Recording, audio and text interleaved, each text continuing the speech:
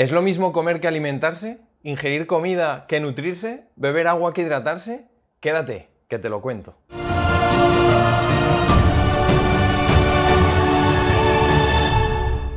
Muy buenas, brújulas. Lo primero de todo, les deseo bien allá donde se encuentren y les envío un abrazo de gol, grandísimo, así como de suscriptor o de seguidor. Y bueno, todo esto que lleva el marketing. Sí, ¿el qué? Ya está bien, ¿no? Ah, que falta Twitter. Tío, no doy a más. Ya lo siento, porque la chapa que les va a caer hoy va a ser antológica. Piensen nada más que he recurrido a una analogía en la que comparo a la nutrición con gobernar un país. Imaginen. Antes de entrar en materia, me gustaría recalcar que ningún nutriente es bueno o malo per se. Es decir, vamos a hablar de carbohidratos, de proteínas y de grasas. Y ninguno de los tres es bueno o malo de manera absoluta. Todo depende de con qué lo comparen y del contexto en el que se englobe. Da igual cuando veas esto. Al lío. Imaginen que tienen la gran oportunidad, o desgracia, de dirigir un país. Y como todo hijo de vecino, para mirar por el bien de todos, para no arruinarse, no llevar el país a la quiebra, lo que van a hacer va a ser mirar, pues eso, el dinero, lo que viene siendo la pana, la guita, la pela. Entonces cogen todos los documentos, todos los informes, los analizan, los clasifican y se percatan de que no todas las operaciones son iguales. Los comportamientos de las transacciones cambian en función de lo que se analiza. Se dan cuenta que por un lado tienen aspectos como los impuestos, el desempleo, la renta per cápita, el consumo, el ahorro, la inversión. Aspectos grandes mirados a nivel nacional. Y deciden llamarlo macroeconomía. Por otro lado, detectan operaciones a nivel empresarial, análisis de ventas, de precios, comportamiento de los consumidores. Cosas no tan grandes, pero igualmente necesarias para el buen funcionamiento del país que dirigen. Y a esto deciden llamarlo microeconomía. Su objetivo es mantener un equilibrio, tanto en las grandes operaciones que requieren un análisis más amplio, que pueden descomponerse en más partes, como en las operaciones más particulares, una coherencia en los precios, en los ahorros, etc. Pero siempre buscarán obtener el máximo beneficio. Harán lo que sea porque el país funcione lo mejor posible. Bien, ahora dejen de imaginar y créanme cuando les digo que ya son presidentes de un país, de su propio país. Un país llamado cuerpo. Son presidentes de su propio cuerpo. Y al igual que en el país imaginario, van a mirar por no arruinarse y tener al país lo más saludable posible. Solo que, en este caso, en lugar de hablar de economía, vamos a hablar de nutrición. En lugar de hablar de macroeconomía, vamos a hablar de macronutrientes y en lugar de hablar de microeconomía, hablaremos de micronutrientes. Al igual que en el ejemplo del país al que llegan a presidir, se lo han encontrado así, como está. De sus decisiones depende mejorarlo o empeorar. Pero han obtenido una herencia de mandatos anteriores que, si bien no determina el resultado final de su mandato, pueden condicionarlo en buena manera. En el caso del cuerpo, se lo encuentran y de sus decisiones depende que lo mejoren o lo empeoren, solo que en este caso no ha habido un presidente anterior que lo habitara. La herencia que reciben es genética y depende de los padres que hayan elegido. También es probable que nunca hayan caído en esto hasta que estén viendo este vídeo. Y el hecho de comenzar a dirigir el país de su propio cuerpo comience hoy. Puede ser que este sea su primer día de mandato, el primer día que son conscientes de qué ingieren y cómo lo ingieren. La herencia recibida por la genética no se remonta a 3 o 4 generaciones, sino que habría que ampliar a vista de pájaro y abrir un tanto más la mente para entender por qué comemos, el qué comemos y qué nos sienta mejor comparado con lo que nos sienta peor. Cuando les decía que ningún alimento es malo per se y les hablaba de contexto, es porque no va a ver este vídeo con el mismo prisma una persona oriental que una persona occidental, una persona del norte que una del sur.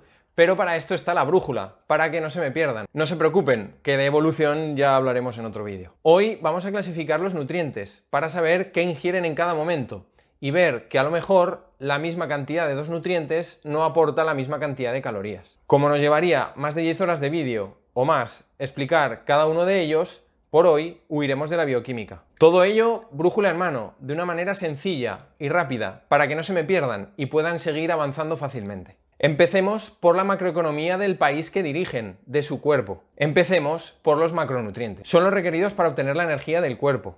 Normalmente se miden en gramos a la hora de comer y pueden dividirse en 3 grandes grupos, como son los carbohidratos, las proteínas y las grasas. Los vemos rápidamente. Decenas de hidratos de carbono. Puede ser que asocien este término con la obtención de energía.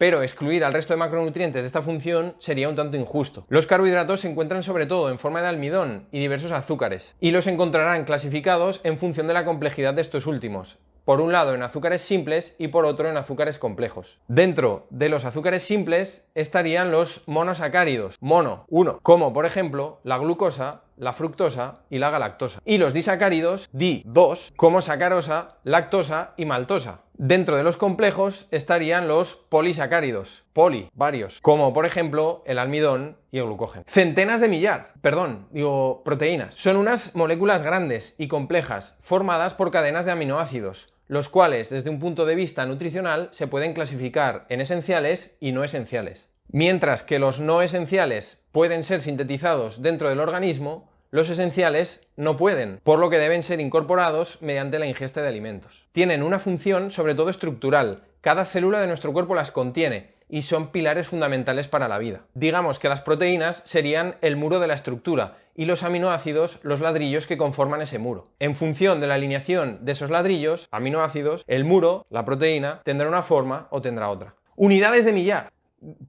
Los lípidos, la grasa. También se clasifican en simples y complejos, aunque hoy solo veremos los simples. Estos son los ácidos grasos saturados y los ácidos grasos insaturados. Estos últimos se dividen en monoinsaturados, poliinsaturados y ácidos grasos trans. De verdad, no se apuren. Cuando hablemos de bioquímica, explicaremos con más detalle cada uno de ellos. Pero ¿y entonces qué hay que tener en cuenta? Muchas cosas, pero principalmente el aporte de energía. Tanto los carbohidratos como las proteínas aportan aproximadamente alrededor de 4 calorías por gramo, mientras que las grasas aportan alrededor de 9 calorías por gramo. Es decir, si ingieren la misma cantidad de carbohidratos que de proteínas, efectivamente están aportando la misma cantidad de energía. Son las mismas calorías. Pero si ingieren la misma cantidad en gramos de, por ejemplo, carbohidratos y grasas, se están enchufando el doble de calorías de grasas que de carbohidratos. Les pongo un ejemplo. Si ingieren 100 gramos de arroz, están aportándole al cuerpo alrededor de 400 calorías. En cambio, si ingieren 100 gramos de aceite,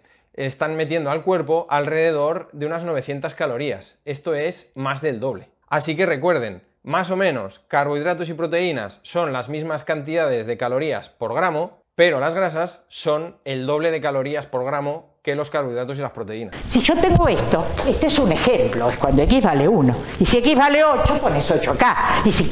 Entonces ya está. Otro aspecto a tener en cuenta es el acceso a los alimentos. En todo el planeta no se tiene la costumbre de ingerir ni el acceso a los mismos alimentos. Hay zonas donde predominan más los cereales o los tubérculos, con mayoría de carbohidratos, y hay zonas donde predominan alimentos más grasos. Aunque esto condicione, hoy en día, en un mundo tan globalizado, es más fácil acceder a ciertos alimentos que, comparados con otros, nos puedan aportar mayor bienestar. Hoy en día es más fácil cubrir la deficiencia nutricional característica de ciertas zonas con la incorporación de alimentos de otras zonas. Pero para que todo esto funcione, para que el país pueda seguir su rumbo, hace falta regular las empresas, los precios, la microeconomía. Hablemos ahora de los micronutrientes. Cuando nos referimos a los micronutrientes, hablaremos sobre todo de vitaminas y minerales. Empecemos por las vitaminas. No pueden ser sintetizadas por el organismo.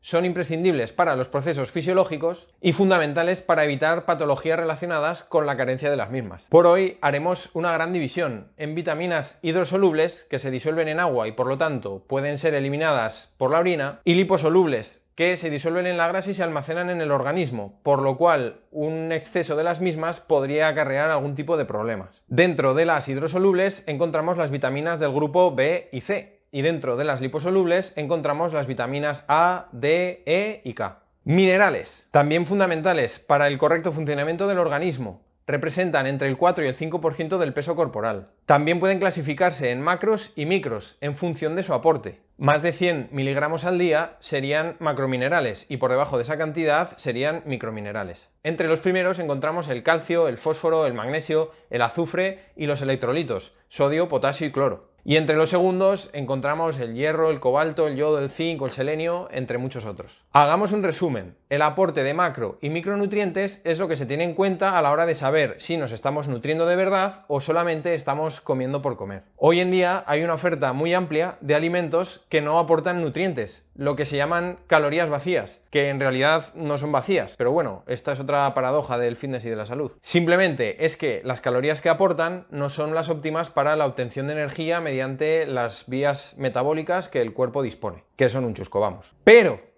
es importante recalcar que también son muchos los alimentos que sí nos aportan todo lo necesario para vivir. Es solo que la publicidad no les da tanto bombo, pero están ahí. No pasa nada, ya verán cómo entre todos vamos a ir viendo poco a poco que nos podemos nutrir comiendo rico y variado. Creo que por hoy puede ser suficiente para evitar posibles esguinces de ligamento de amígdala, pero tengo una idea. Si les parece bien, puedo grabar un vídeo de cada nutriente para que no sea tan pesado hacerlo en conjunto y así poder ordenar mejor la información. Déjenmelo en comentarios. Todo esto puede resultar complejo para tenerlo todo en cuenta a la hora de elaborar una estrategia para alimentarnos bien, pero no es tan complicado. Simplemente comiendo fresco, comiendo de verdad y cantidades que supongan alimentar a humanos y no a elefantes, estaría todo más o menos controlado. Como siempre, insisto, dependiendo de cada contexto. Por esto es importante relajarse, tomárselo con calma e ir poco a poco. Disponer de un esquema mental, una forma de pensar,